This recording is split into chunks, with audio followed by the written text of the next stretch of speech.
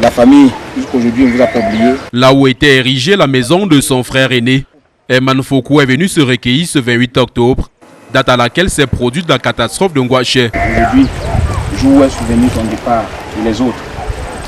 Nous voici qui vient. Parmi les 42 personnes qui avaient péri dans cette catastrophe, 17 étaient des membres de sa famille. Qui étaient mon grand frère, mes cousins, mes neveux, étant mariés, leurs femmes et les enfants. Alors qu'il vivait chez son frère aîné, Herman a été éloigné de cette catastrophe par un fait miraculeux. Il était 21h, je suis allé acheter le poisson en ville. Arrivé en ville, j'ai retardé avec mes quelques amis qui m'ont promis boire une bière avec eux. C'est où, étant déjà au carrefour en ville, tentant de consommer cette bière, les voisins vont accourir vers moi pour me dire ça ne va pas Ngouaché, surtout chez vous. Viens rapidement. Arrivé précipitamment, il peine à reconnaître l'endroit qu'il venait de quitter. J'ai accouru sur le site, j'ai constaté que toutes les maisons s'étaient effondrées et que j'avais même de la peine de remarquer où est-ce que la résidence de mon grand frère et des autres se trouvaient. D'après ce rescapé de la catastrophe de Ngouaché, 80% des promesses faites par le gouvernement ont été réalisées. On a d'abord promis recaser les sinistrés de Ngouaché du côté de Bamongum. C'est ce qui a été fait. Mais c'est au niveau de la promesse de Samuel Eto'o qui s'était prononcé et construit d'abord les maisons de ceux qui étaient éprouvés. Il a commencé et puis